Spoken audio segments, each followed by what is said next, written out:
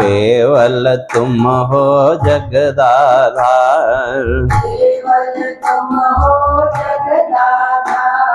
करें कृपा हरि मूढ़ जीव पर, करें कृपा हरि मूढ़ जीव पर, करें कृपा हरि मूढ़ जीव पर, करें कृपा हरि मूढ़ जीव पर। मिटे जीव का तम विस्तार। मिटे जीव का तम विस्तार। तो इसलिए राजी प्रार्थना करते हैं कि आप जो है तो जो मूढ़ जन हैं उनके ऊपर कृपा करो, क्योंकि जो साधक हैं, जो ज्ञानी हैं, वो तो इससे पार हो ही जाए।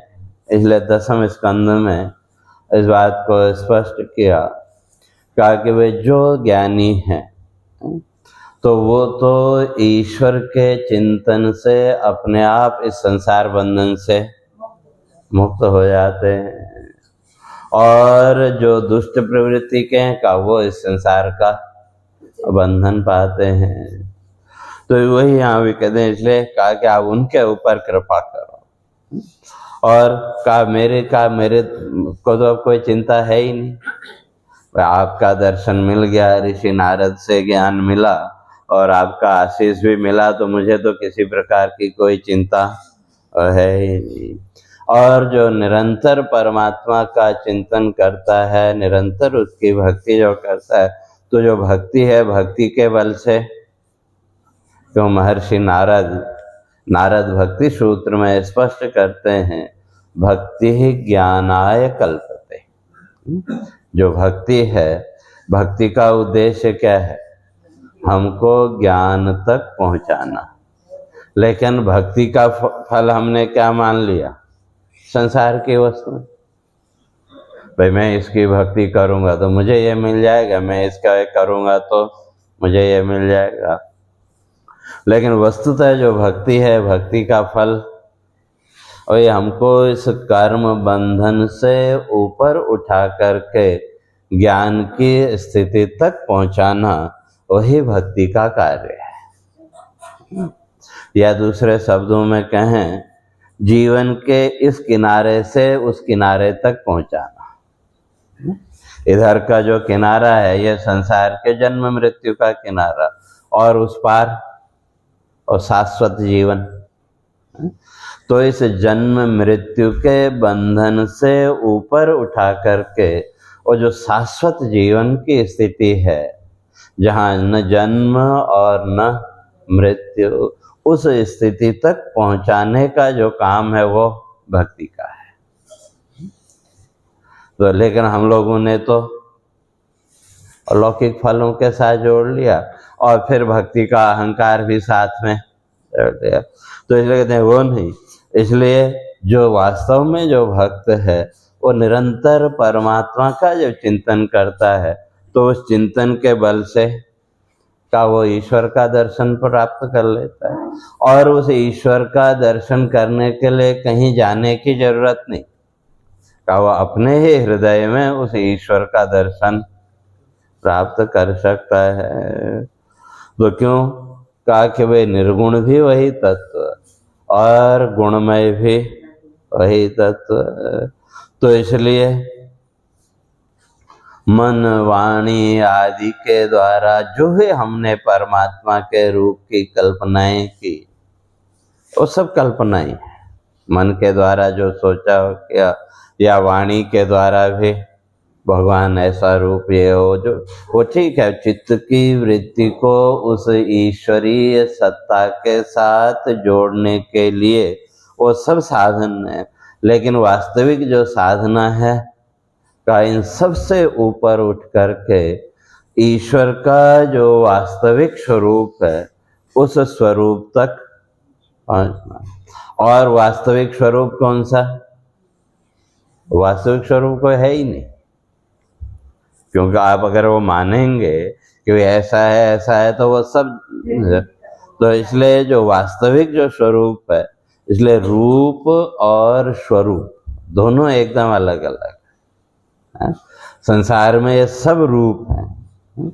जैसे ये शरीर, ये शरीर आपका भी रूप है कि नहीं?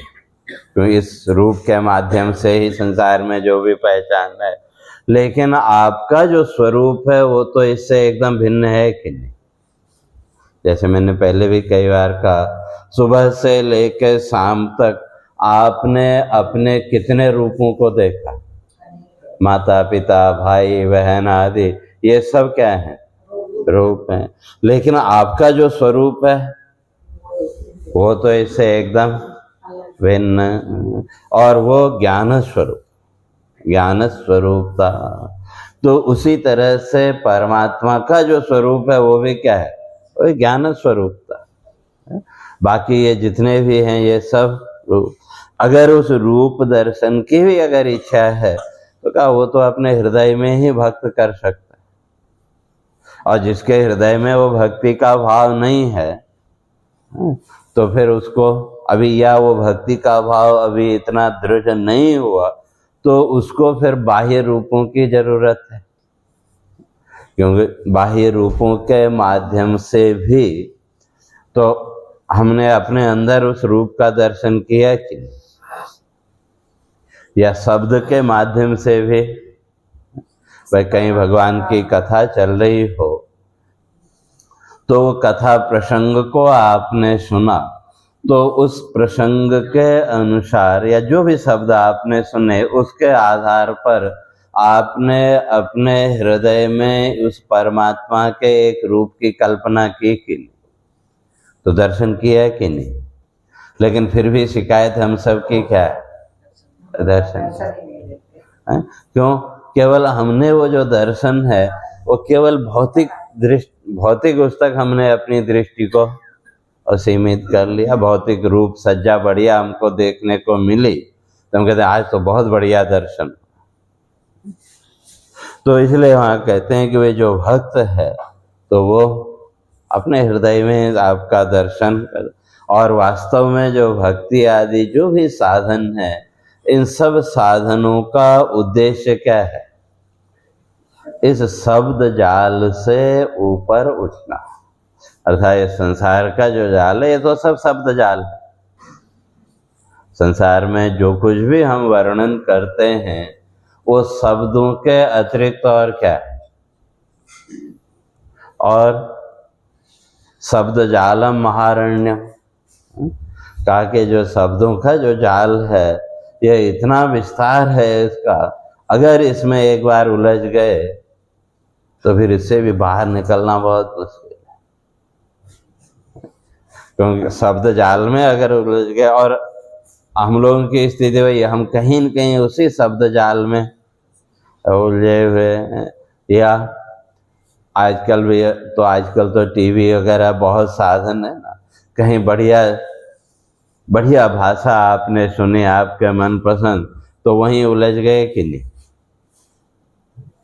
और फिर उससे अच्छा बोलने वाला कोई सामने आया तो फिर उसमें उलझ गए। लेकिन जीवन में प्राप्त क्या हुआ? तो हम तो खाली और शब्दों के जाल में उलझे हुए हैं।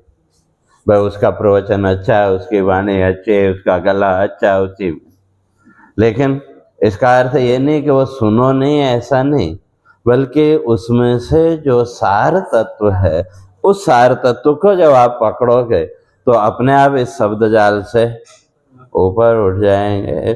तो इसीलिए आगे कहते हैं भक्त निरंतर चिंतन बल से, निरंतर चिंतन बल से, भक्त निरंतर चिंतन बल से, भक्त निरंतर चिंतन बल से, पाते उर में हरि का दर्शन, पाते उर में हरि का दर्शन, निर्गुण गुणमय रूप आपके, निर्गुण गुणमय रूप आपके, निर्गुण गुणमय रूप आपके, निर्गुण गुणमय रूप आपके, नहीं भिन्न कुछ तुमसे भगवन।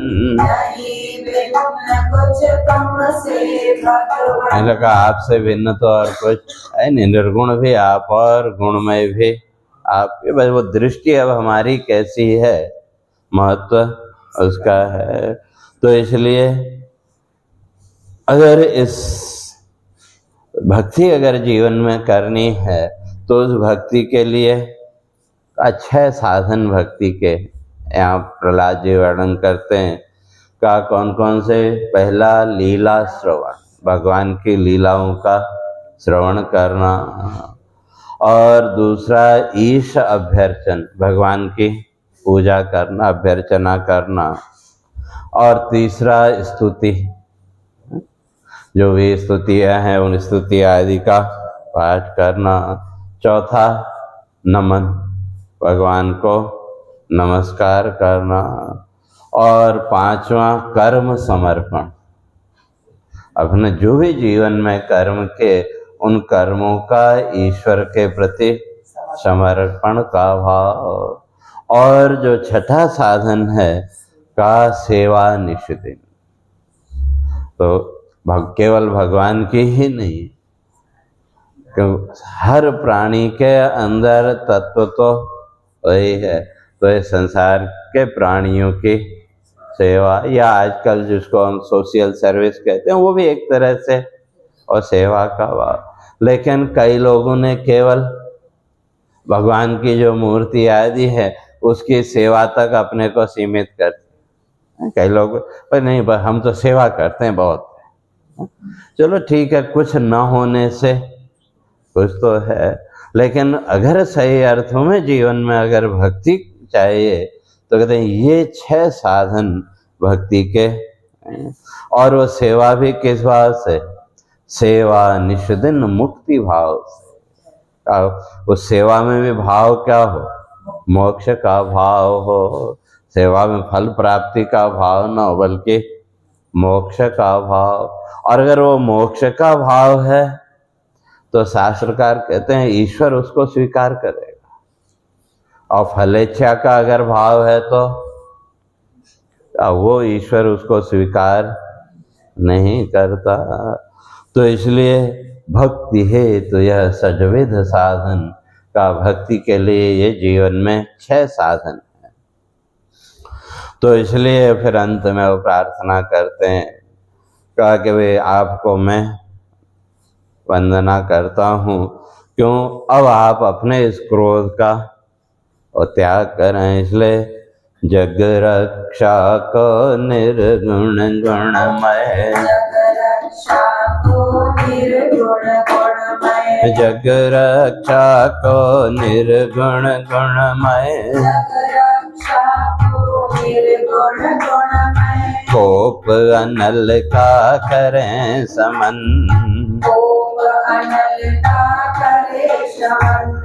शरणागत में बालक भगवन, शरणागत में बालक भगवन, करता तुमको सत सत वंदन, शरणागत में बालक भगवन, करता तुमको सत सत वंदन।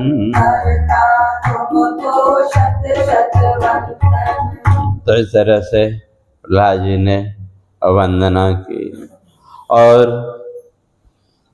फिर आगे वो इस बात को तब भगवान के चरणों में नमस्कार किया। तो प्रहलाद की स्तुति सुनकर के भगवान का जो क्रोध था वो शांत हुआ और कहा कि भाई मांगो, वर मांगो।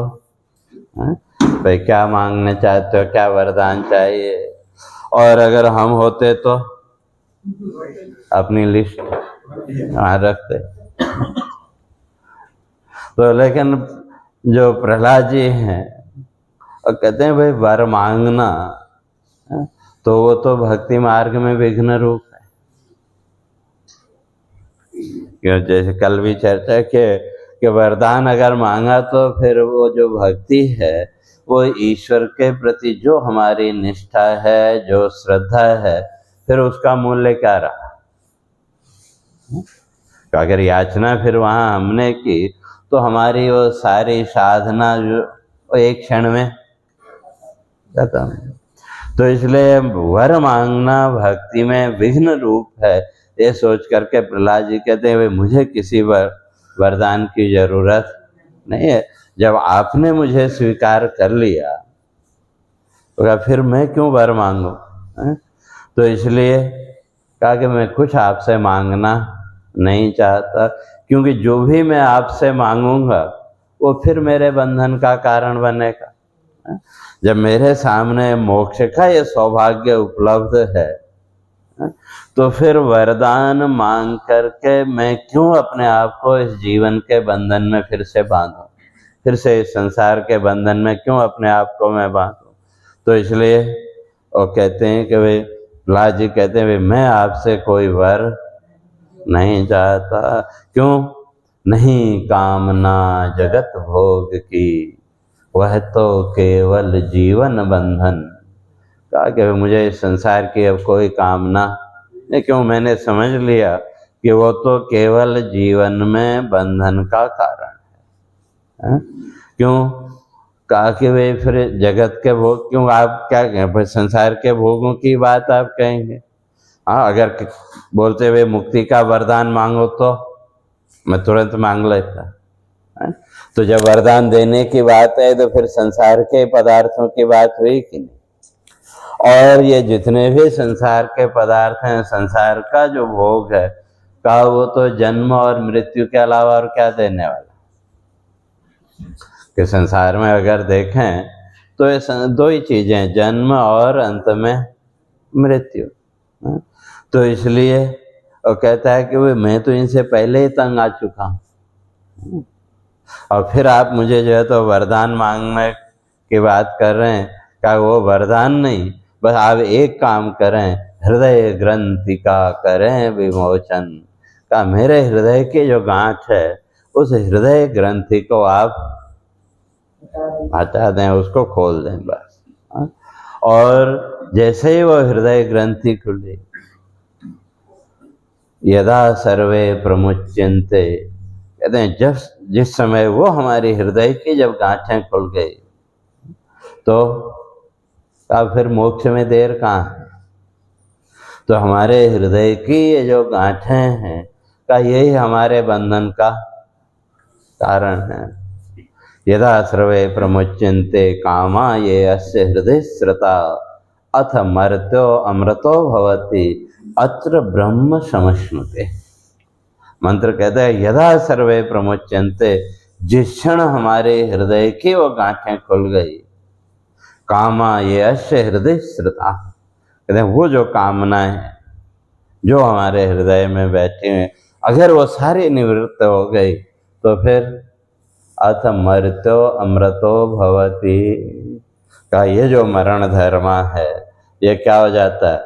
अमर हो जाता है, अमृत हो जाता है। और अत्र ब्रह्म समश्नुते, उसको अब वो मोक्ष के लिए इंतजार नहीं करना पड़ेगा, बल्कि जैसे ही वो हृदय ग्रंथियां टूटी, का अत्र माने अस्मिन जीवन है या अस्मिन देह, इसी शरीर में इसी जीवन में क्या उसको वो मोक्ष का अनुभव हो जाएगा। उसके लिए उसको फिर इंतजार करना नहीं पड़ेगा। इसलिए प्रहलाद भी कहता है कि आप एक काम करो, केवल अगर करना ही चाहते हैं तो मेरे हृदय की ये जो ग्रंथियां हैं, संसार की ग्रंथियां, इन ग्रंथियों को आप नष्ट कर दो बस। और कहा कि अगर मैंने वरदान मांग लिया तो कहा फिर एक व्यापारी और मुझ में क्या अंतर रहा? जो व्यापारी है तो वो भी बदले में कुछ चाहता है, और मैंने आपका जो भी चिंतन किया कि आप प्रसन्न हुए, और बदले में अगर मैंने आपसे मांगा तो क्या वो तो व्यापार हो गया, तो उससे तो मुक्ति मिलने वाली नहीं है। तो इसलिए कहा कि अगर आप वरदान देना ही चाहते हैं तो क्या वरदान दो? कहा मेरा जो मन है संसार की कामनाओं से मुक्त हो जाए।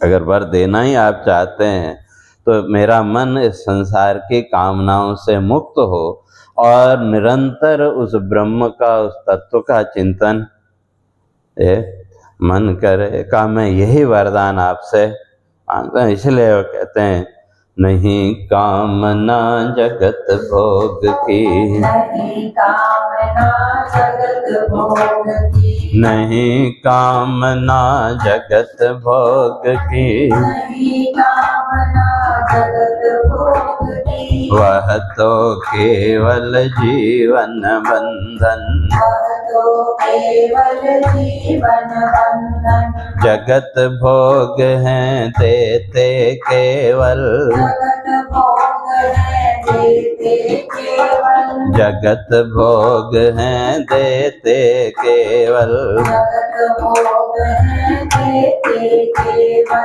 जन्म मृत्यु का शाश्वत क्रंदन, जन्म मृत्यु का शाश्वत बंधन, जगत भोग से त्रस्त भीत में, जगत भोग से त्रस्त भीत में, जगत भोग से त्रस्त भीत में, जगत भोग से त्रस्त भीत में, शरणागत हो करता वंदन, शरणागत हो करता बंधन, दया करो हे करुणा सागर, दया करो हे करुणा सागर, दया करो हे करुणा सागर, दया करो हे करुणा सागर, हृदय ग्रंथि का करें विमोचन, हृदय ग्रंथि का करे विमोचन, वर यदि देना चाहें भगवन, वर यदि देना चाहे भगवन, वर यदि देना चाहें भगवन, वर यदि देना चाहे भगवन, जगत कामना विरहित हो मन, जगत कामना विरहित हो मन, वरदान यही मैं मांगू तुमसे, वरदान यही मैं मांगू तुमसे, वरदान यही मैं मांगू तुमसे, वरदान यही मैं मांगू तुमसे, ब्रह्म तत्व का नित हो चिंतन, ब्रह्म तत्व का नित हो चिंतन, चित्त कामना जय कर मानव, चित्त कामना जय कर मानव, चित्त कामना जय कर मानव, चित्त कामना जय कर मानव, पाता शाश्वत बोध सनातन, दाता शाश्वत बोध सनातन, अद्भुत मानव व्याघ्र विभासित, अद्भुत मानव व्याघ्र विभासित, अद्भुत मानव व्याघ्र विभासित, अद्भुत मानव व्याघ्र विभासित, दिव्य रूप का करता वंदन, दिव्य रूप का करता वंदन, दिव्य रूप का करता वंदन। दिव्य रूप का करता वंदन। तो इसलिए कहते हैं कि वरदान अगर देना चाहें तो यही वरदान दो कि मेरा मन संसार की कामनाओं से मुक्त होकर के नित्य निरंतर उस ब्रह्म तत्व का चिंतन करे। तो इसलिए आपके जो है तो मानव व्याघ्र जो रूप, नरसिंह रूप जो आपका है का मैं उसको नमस्कार करता हूँ। तो तब भगवान इसको कहते हैं, कहा कि वे जो भक्त है, तो भक्तों के भी कई भेद के, तो 3 गुणों के हिसाब से देखें तो सात्विक, राजस और तामस। और भगवत गीता को अगर कहें तो वहाँ भगवान ने 4 प्रकार के भक्तों की चर्चा की, आर्तो, जिज्ञासु, अर्थार्थी, ज्ञानी च। और उस ज्ञानी में भी फिर सकाम और निष्काम दोनों। तो इस तरह से भक्तों के भी अगर भेद करें तो बहुत भेद हो जाते हैं। और फिर वहाँ नवधा भक्ति को भी और जोड़ लें तो वो अलग अलग भेद हो जाते हैं। तो इसलिए भगवान कहते हैं कि भाई ये जो तुमने जो कहा ये वास्तव में जो निष्काम भक्त है ये उसकी पहचान है कि वो केवल मोक्ष के अतिरिक्त और कुछ नहीं चाहता। क्यों? अगर बदले में कुछ चाहा तो वो तो वणिक वृत्ति है, वो तो व्यापारी की वृत्ति है। तो फिर एक व्यापारी में और हम में क्या अंतर रहा? भाई ठीक है, संसार के लिए तो वो है, लेकिन भगवान के साथ भी तो हम कहीं न कहीं वही व्यापार करते हैं कि, या कई लोग और कुछ संकल्प लेते हैं, तो है नहीं, वो तो ठीक है, लेकिन भाई जब तक मेरी ये इच्छा पूरी नहीं होगी तो मैं ये नहीं करूँगा या मैं ऐसा करूँगा, तो है वो जो भी है, तो वो भी तो क्या है, एक तरह की वणिक वृत्ति। हाँ, वो तो वैसे सीधे सीधे कहें तो ब्लैकमेलिंग, लेकिन है वही वणिक वृत्ति का, व्यापारी वृत्ति का एक भाग। तो इसलिए भगवान कहते हैं कि भाई जो वास्तव में निष्काम भक्त है का उसको इस संसार के भोगों की कोई कामना नहीं। इसलिए मैं तुम्हारे इस उत्तर से, भगवान कहते हैं, मैं प्रसन्न हुआ, इसलिए मैं तुमको वरदान देता हूँ का मनवंतर तक तुम जो तो दैत्यों के अधिपति बन करके इस संसार के जो भी भोग हैं उनको तुम भोगोगे। और का साथ ही साथ ये भी वर देता हूँ का तुम्हारा जो ये जो जीवन बंधन है वो भी तुम्हारा नष्ट हो जाएगा। इसलिए कहा कि भाई उसके लिए भी ऐसा नहीं का वरदान मिल गया तो नहीं, भगवान कहते हैं लेकिन अभी भी तुमको साधना तो करनी पड़ेगी। इसलिए हमेशा अपने चित्त में जैसे अभी तक मुझको देखते आ रहे थे का आगे भी वैसे ही वो साधना तुम करते रहना। और कहा कि भाई अब जब संसार में तो फिर संसार के कर्म भी तो करने पड़ेंगे। जब तुम अधिप बन गए, दैत्य के राजा बन गए, तो वो कर्म भी तो करने पड़ेंगे कि नहीं। लेकिन वो जो कर्म है वो भी किससे का, वो भी निष्काम भाव से। तो वहाँ किसी प्रकार की जगत की कामना न रख करके का तुम अपना कर्म करो और अपना जो प्रारब्ध भोग है उसका क्षय करो। तो इसलिए फिर उसके द्वारा धीरे धीरे जब समय आएगा तो कहा इस शरीर के बंधन से भी तुम मुक्त हो जाओगे, और इस शरीर के बंधन से मुक्त होकर के कहा तुमको वो देवलोक की प्राप्ति होगी। इसलिए भगवान वो कहते हैं निष्काम भक्त नहीं चाहते, निष्काम भक्त नहीं चाहते, निष्काम भक्त नहीं चाहते, निष्काम भक्त नहीं चाहते, जग जीवन के नश्वर भोग, जग जीवन के नश्वर भोग, मनवंतर तक दैत्य अधिप बन, मनवंतर तक दैत्य अधिप बन, मनवंतर तक दैत्य अधिप बन, मनवंतर तक दैत्य अधिप बन, पाओगे सुख जीवन भोग, पाओगे सुख जीवन भोग, देतावर में बालक तुमको, देतावर में बालक तुमको, देतावर में बालक तुमको, देतावर में बालक तुमको, मिट जाएगा जीवन रोग, मिट जाएगा जीवन रोग, मैं ही ईश्वर उर में भासित, ईश्वर उर में भासित, मैं ही ईश्वर उर में भासित, ईश्वर उर में भासित, मैं ही भोक्ता यज्ञ सुयोग,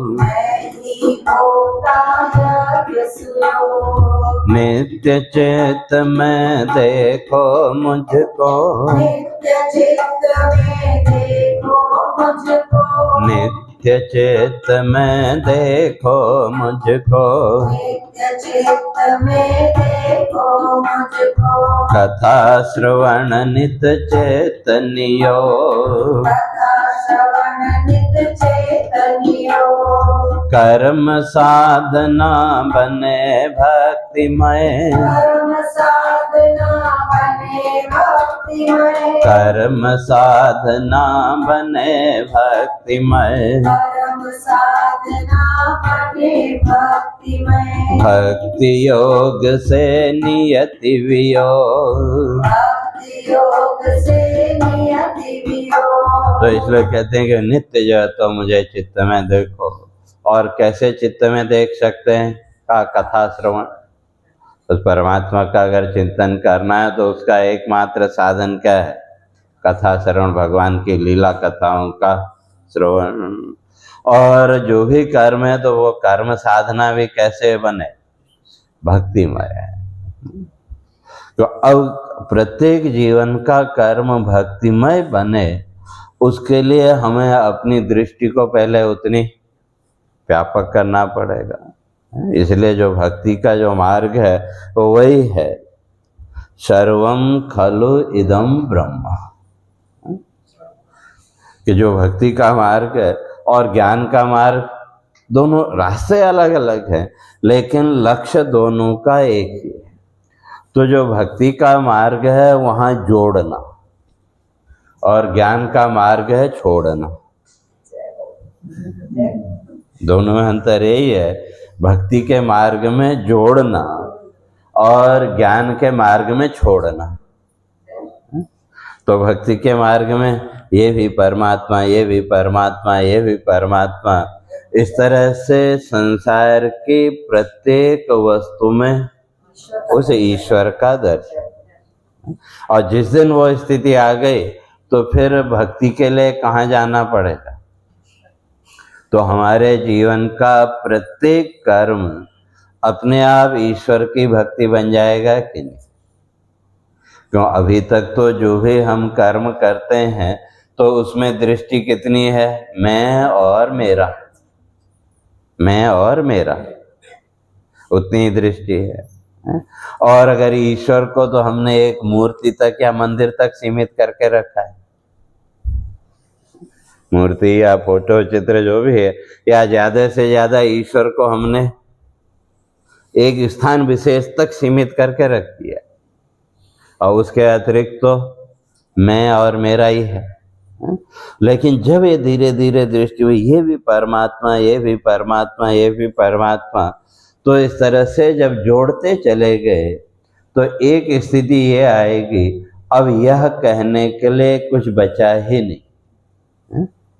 तो जब सब परमात्मा ही है तो फिर मैं जो अपने आप को मान रहा हूँ, फिर वो भी क्या है?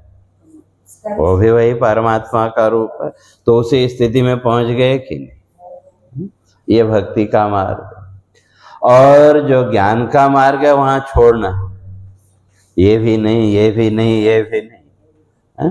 आप संसार के हर वस्तु का निषेध कर सकते हैं, लेकिन मैं का निषेध नहीं कर सकते। जब सब कुछ है ही नहीं, लेकिन मैं तो हूं, तो फिर मैं कौन हूं? भाई तो वो जो तत्व है, वो तत्व फिर किस रूप में? मेरे ही रूप में है। तो जब मेरे ही रूप में है तो फिर ये सब रूपों में भी कौन है? मैं ही हूं। तो ये दृष्टि। और जहां तक ईश्वर की बात है तो किसी ने बड़ी अच्छी बात लिखी, मुझे याद आई। तू करतार कहाँ था पहले, जगदाधार कहाँ था पहले, मैं अरूप जब था तब तेरा नाम प्रचार कहाँ था पहले, मैंने ज्यों ही आंखें खोली चहुदिश तेरी ही छवि देखी, मम सौंदर्य पिपासा बिन तू साकार कहाँ था पहले।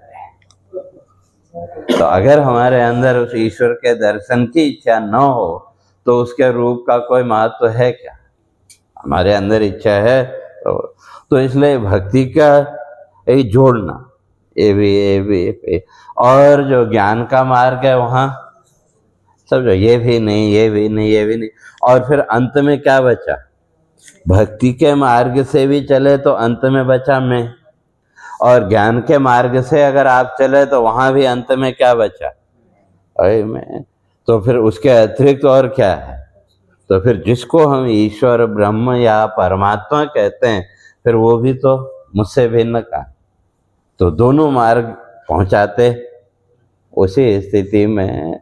अब जो जोड़ने का मार्ग है वो थोड़ा सरल है, उसमें हमको कोई बहुत ज्यादा नहीं, क्योंकि जो भक्ति का वहां दोनों अलग अलग है, आधार और ईश्वर और मैं दोनों अलग हैं। लेकिन जो ज्ञान के मार्ग में जब छोड़ेंगे तो सब कुछ मैं ही में। तो इसीलिए जो ज्ञान का मार्ग है वो थोड़ा जटिल, कठिन माना। या उसी तरह से अगर दूसरे शब्दों में कहें तो जो भक्ति का मार्ग है, इस संसार के जंगल के बीच में से अपना रास्ता बनाते हुए चलना। जैसे यूं समझो, कहीं बहुत बड़ा ग्राउंड हो और उसके बीच में एक मंदिर हो। अब आपने दूर से देखा तो दर्शन की इच्छा हुई, लेकिन झाड़ झंखड़, झाड़ियां सब बनी हुई हैं। अब जब दर्शन की इच्छा हुई, उसका लालसा हुई, तो आप क्या करते? वह थोड़ा पगडंडी जैसी दिखी तो रास्ते में जो भी झाड़ी वगैरह आए उनको इधर उधर किया और आप आगे बढ़ते गए, तो आप मंदिर तक पहुंच गए। लेकिन दिशा भ्रम भी हो सकता है, अगर ज्यादा वो है तो दिशा भ्रम भी हो सकता है। लेकिन वो तो है कि अगर सौभाग्य है तो आप सीधे पहुंच गए, और अगर कहीं कुछ दिशा भ्रम हो गया तो भटकाव आ जाएगा। तो इसलिए जो भक्ति का मार्ग है वो यही है, लक्ष्य पर दृष्टि निश्चित करके इस संसार के जो भी है, इस संसार रूपी जंगल में से अपना रास्ता बनाते हुए चलना। और जो ज्ञान का मार्ग है, वहां रास्ता नहीं बनाना है, वहां इस पूरे जंगल को ही साफ करना है।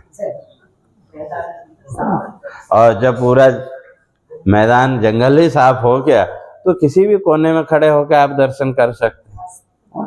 वह इसलिए ज्ञान की प्रक्रिया और भक्ति की प्रक्रिया में बस यही अंतर है। लक्ष्य दोनों का एक ही है, लेकिन प्रक्रिया दोनों की अलग अलग है। तो इसलिए कहा कि वो जो कर्म साधना, उस कर्म साधना के साथ भी भाव क्या हो? निष्कामता, अर्थात मोक्ष का भाव हो।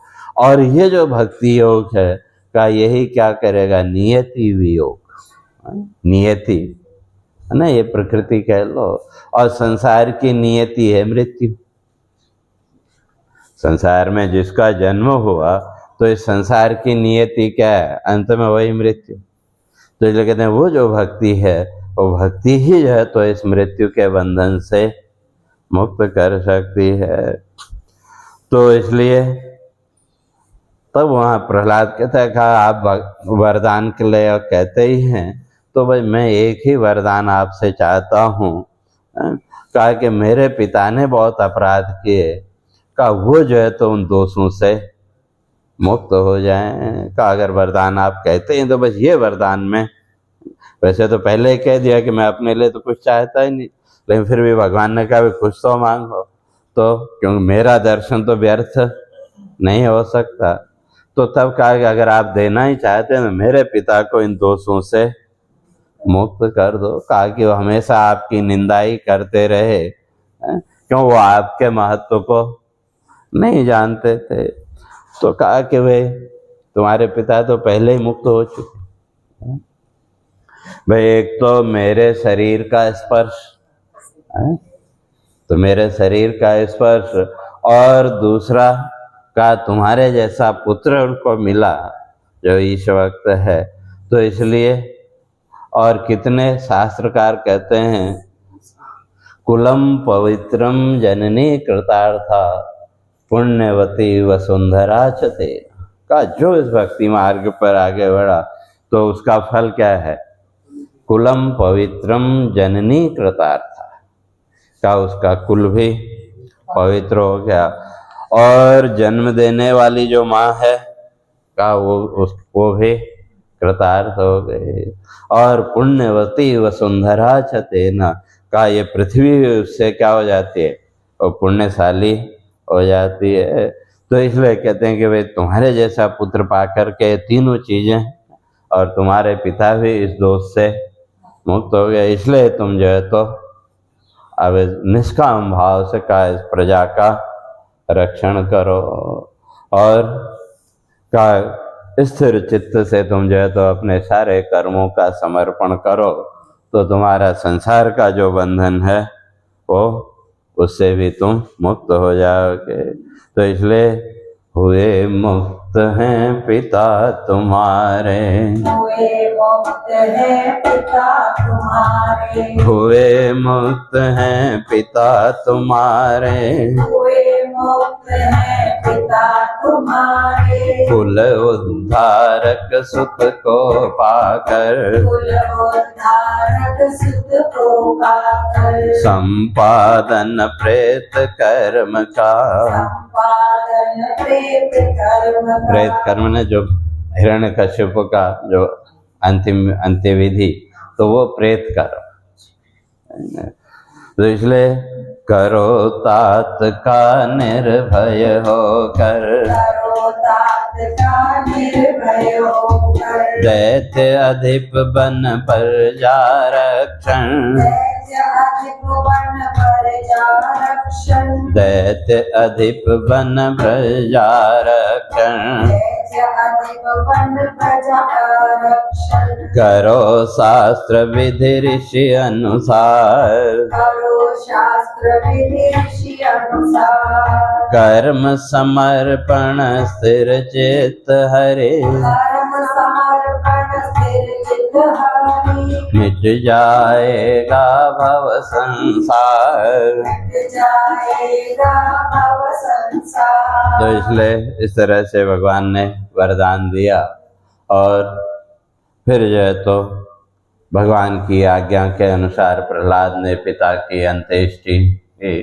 भगवान को नमस्कार किया और भगवान भी अपने लोक को चले और सभी ऋषिगण देवतागण भी अपने लोक को चले और हम भी अपने लोक को चले। आपके साथ चलेगा, आप जिस वक्त पे जाओ मेरे साथ लेके जाओ। तो ये जो सत्र जो भी चला तो आज आखिरी हो, तो आप सबके जीवन में वो भक्ति का भाव, वो ईश्वरीय भाव दृढ़ हो और देखो अपने लक्ष्मण जी और जो भी हैं उनका ये सब प्रयास सफल हो।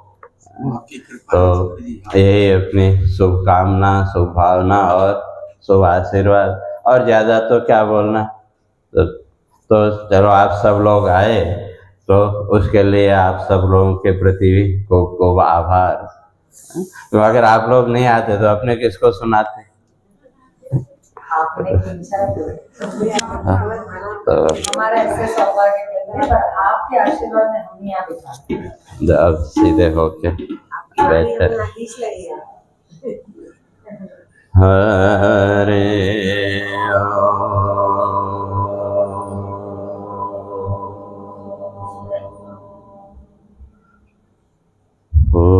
पूर्णमदः पूर्णमिदं पूर्णात् पूर्णमुदच्यते पूर्णस्य पूर्णमादाय पूर्णमेवावशिष्यते। ॐ शान्ति शान्ति शान्ति। शङ्करं शङ्कराचार्यं केशवं बादरायणं सूत्रभाष्यकृतौ वन्दे भगवन्तौ पुनः पुनः। ईश्वरो गुरुरात्मेति मूर्तिभेदविभागिने व्योमवद्व्याप्तदेहाय दक्षिणामूर्तये नमः। ॐ शान्ति शान्ति शान्तिः।